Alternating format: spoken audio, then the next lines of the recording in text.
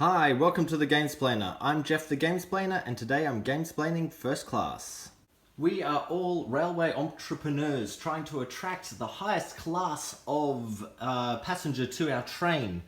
The way we do that is by upgrading our trains and ensuring that they have the best trip possible. There are two areas on our board in which we will be working. Firstly, there is this side of the board where we will add carriages and we will upgrade those carriages. So this number on the top is worth points and shows how much we have upgraded each carriage. This space up here is where we will extend our railroad track, and that will give us other bonuses. The turns merely look like taking a card from this layout here and placing them on our board or upside down as bonuses. Before the game starts, each of us was handed one of these bonus cards. These are end-game bonuses. So this card is going to give you 4 points for every card that would move your conductor forward. I'll talk about that in a second. This card will give you 3 points for every card that would move your train forward. And this card will give you 2 points for every card that upgrades a carriage. Now that's actually the 3 different types of cards we have available to us. So I'll do them in order. What these little icons are referring to is this arrow pointing to a card with a 0 means we get to add a 0 level carriage onto our train. So we'll actually add 1 to each train. You notice down here there are 2 trains being built. Then we get to upgrade one of our 0 carriages to a 1.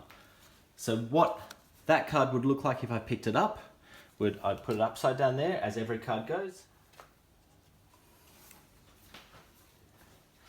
I add a carriage to each train and then I upgrade 1 carriage. Now carriages always upgrade from the left hand side. It can be on either train, however.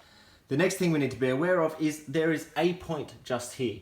When we get up to a point scoring round rounds happen at 3 times during the game, once at the end of each of these decks. Each of these decks gives us 2 layouts of cards for us to take.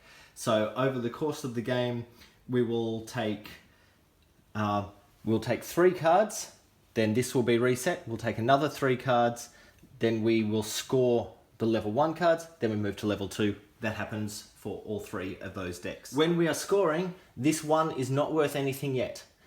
Your handy little conductor man needs to move on or past that carriage for you to be able to score it in the scoring round. Which brings us to these cards just here. This is the conductor cards. This card allows me to move each of my conductors 1 carriage to the right. Which looks like that. Now when we get to a scoring round, this particular player, yellow, will actually score 1 point for that carriage just there. The next cards we need to get or are worthwhile knowing about are these railway line cars. These add to your railway line in the top left hand corner of your board. You'll notice there's a picture of a little pocket watch. That is a bonus that you will gain if your little train has managed to get onto or past this by the scoring round. The number in the box is a one-time bonus, but the little pocket watch bonuses here are bonuses you'll get every time that you score that particular card. How do we get the train to move along and past those points? We use these cards just here. Notice there's a picture of a little train with a single arrow. That means your train's going to move 1 more stop along its railway line, which would look like that. That's given me no bonuses yet. But if I pick up this one, you'll notice it says to move 2 spaces along that railway line. I would move 1, 2. This gives me 3 points straight away.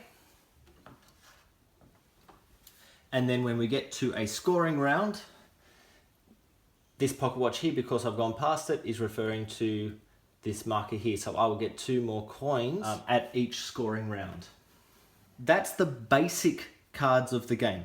When you're selecting your cards, you may choose, instead of taking one of the top row cards, you can take them from any row, by the way.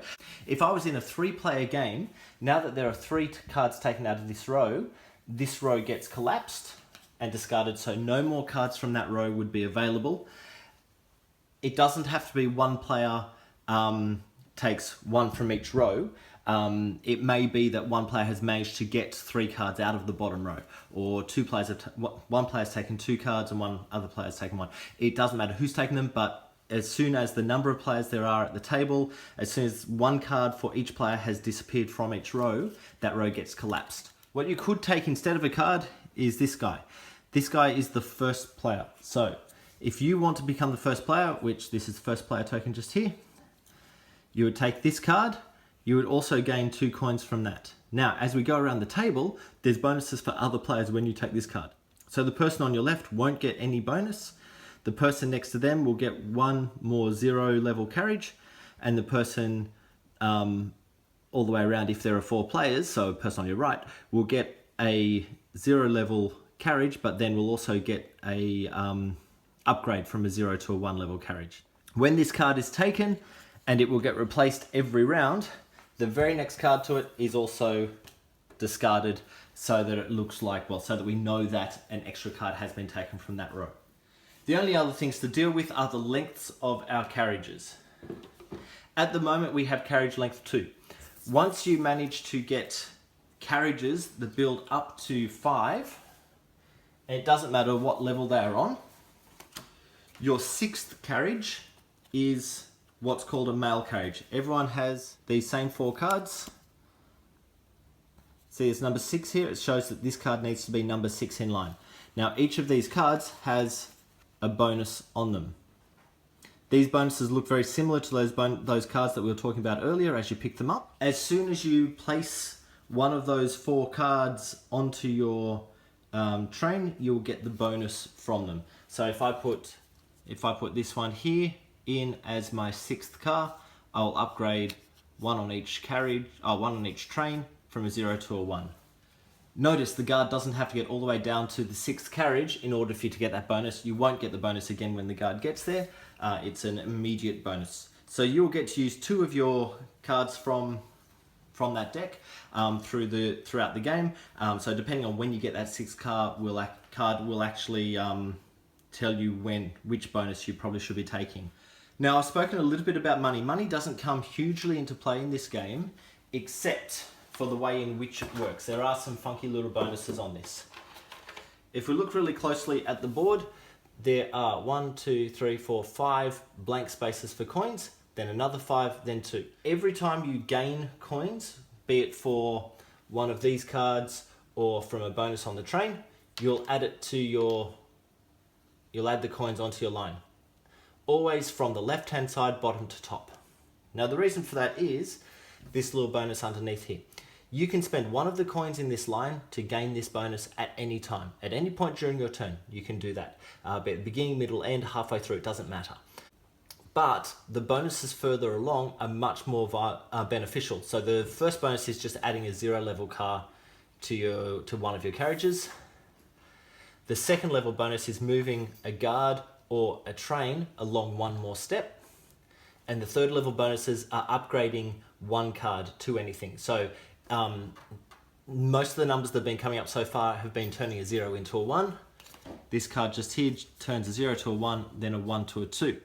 If you want to go higher than that, there are some higher ones in future decks, but if you want to go higher than that earlier, you're going to need to activate this. It just allows you to upgrade any 1 card to anything. So I could do a 1 to a 2 or a 2 to a 4, etc. But in order to get there, I'm going to need to accrue 5 coins, another 5, and then get 1 down here. I can then spend this coin to do that bonus. Or I could hang on to that guy and spend this coin to take that bonus. The next time I add coins, I will be adding them on that leftmost space. Coins are also worth 1 point at the end of the game, or if you just wish to trade them in for points. So say you've got all of these coins and you've picked up a card that's going to give you, or you've taken a bonus that's going to give you 2 more coins. They've got nowhere to go on your board, so it would be worth your while to take the 2 points and then add 2 more coins into your tableau. The other thing you can do with coins is you could spend 4 from anywhere on the board. You could take these 4 out here if you wished. so you can maintain these bonuses later on. Spend 4 coins from anywhere on that board to pick up another end game bonus.